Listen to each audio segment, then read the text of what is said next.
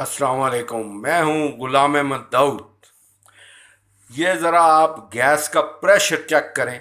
सुबह 7 बजे की बिजली गई हुई और 12:15 बजे आई, और 2 बजे की गैस, 2 बजे और 2 बजे हैं जब, तो गैस बंद हो गई। और अब जो इस वक्त कोई 2:30 का टाइम है, 2:30 का टाइम है, और प्रेशर ज़रा चेक करें आपके क्या है।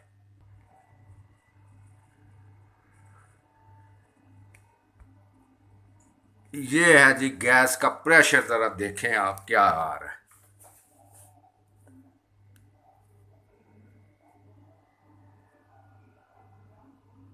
ये गैस जल रही है जनाब। चूल्हा ये फुल किया हुआ है और ये देखें फुल है।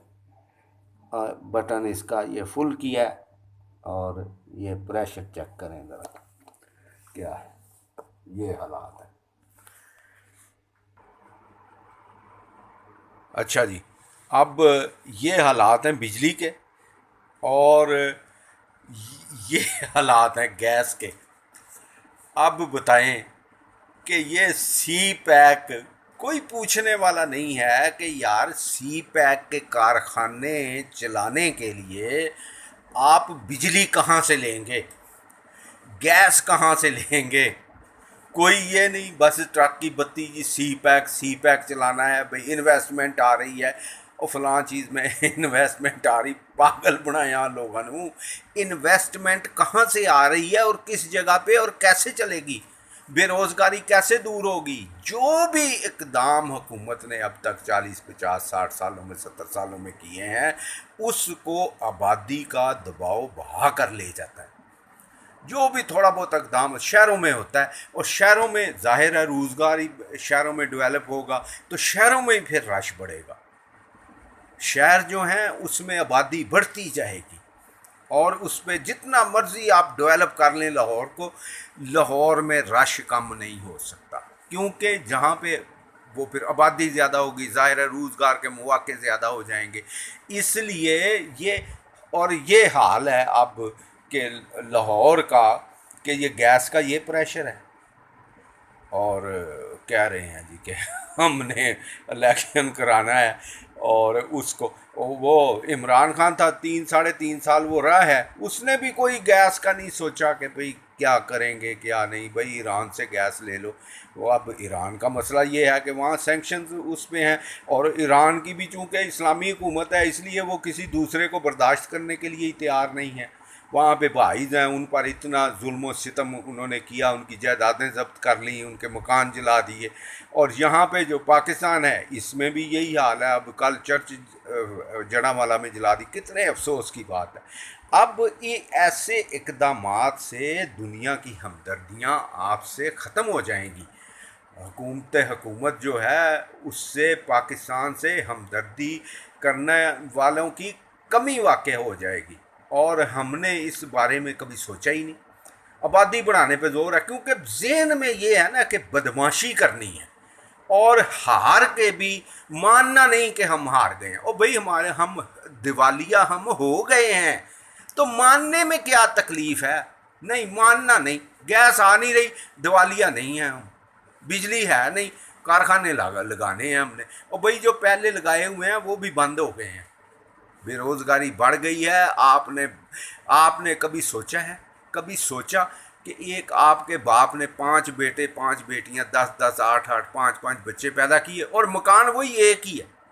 अब मैं कल परसों से, मैं खुद भी किराए पे रहता हूँ, तो 2 3 लोग आए हैं। मैं उनसे पूछा है, इंटरव्यू किया है, मैंने कहा यार आप क्यों किराए पे लेना चाहते। कहते पहले हम इधर ही रहते थे, हमारा अपना मकान था। तो मैंने कहा वो फिर क्या हुआ। कहने लगे विरासत का मकान था ना, हम 5 भाई और 2 बहनें थी।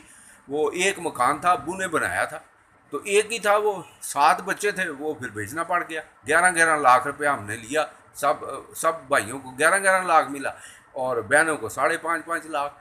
तो वो लेके हम फारग हो गए। तो अब जो है वो काम कर रहे हैं। अब आगे, मैंने कहा आगे क्या है, वो फिर आपके कितने बच्चे का, मेरी ये 3 बेटियां हैं, बस उनकी शादियां कर।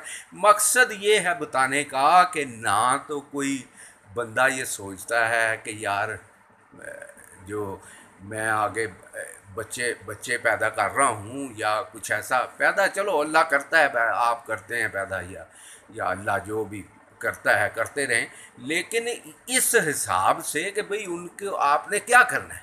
اگر تو مدرسوں میں داخل کروانا ہے اور سوسائڈ اور بمبر بنانا ہے تو بس ٹھیک ہے پھر، اور لڑائیاں کرنی ہیں۔ اب لڑائیاں بھی طاقت سے، انفرادی طاقت کے ساتھ ساتھ کچھ تکنیکی طاقت بھی ہونی چاہیے، وہ اس طرف کوئی توجہ نہیں، بس افراد بڑھا رہے ہیں کہ بھئی محلے میں گلی میں گنڈا گردی کریں گے۔ یہی حال اس کا، اس نے یہ شریف برا میاں صاحب نے کیا، بم مارنے کا بڑا شوق تھا، ہم سایاں دا منہ لال اپنا چپیڑا مار کے کر لیا کہ بھئی اس نے بم دھماکے کیے، دفعہ مارو اس نے کیے ہیں تو کرتا رہے، آپ بھی مار کے بیٹھ کے ساری انڈسٹری تباہ کر دی۔ اس وقت کا سے یہ تباہ حالی شروع ہوئی ہے جو اب تک رکنی نہیں اور آگے بھی رکنے والی نہیں، کیونکہ ہم نے ماننا ہی نہیں کہ ہم ہار گئے ہیں، ہم شکست خوردہ ہیں، ہم نے کچھ کرنا ہے نہیں۔ ٹرک کی بتیاں دکھاتے جائیں گے، کہیں گے جی اتنی بڑی انویسٹمنٹ آ رہی ہے، بھئی کس سے کہاں سے آ رہی ہے اور کہاں کیسے چلانی ہے انویسٹمنٹ، اور آگے جو بھی چھوٹے موٹے اقدامات کرتے ہیں وہ اس سے۔ اب کسی جگہ آپ لاہور کے کسی گلی میں چلے جائیں ایسا لگتا ہے سارا لاہور ہی ادھر رہتا ہے، ہسپتال چلے جائیں ایسا لگتا ہے سارا لاہور ہی بیمار ہے، اسٹیشن پہ چلے جائیں کہ ایسا لگتا ہے جیسے سارے لوگ ہی لاہور چھوڑ کے جا رہے ہیں۔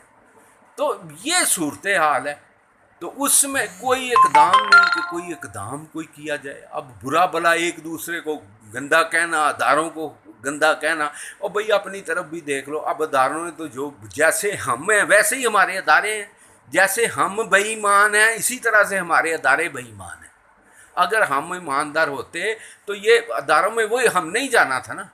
تو اس لیے کوئی اقدام، اور لیڈر ہمارے پاس ہے کوئی نہیں کہ بھئی کوئی کہے کہ یار میں یہ کر دوں، نہیں، لیڈر ہے کوئی نہیں، نہ وہ سب جو ہیں ٹو بی لیڈڈ ہیں، جو بھی رہنما بنتا ہے ٹو بی لیڈڈ بنتا ہے۔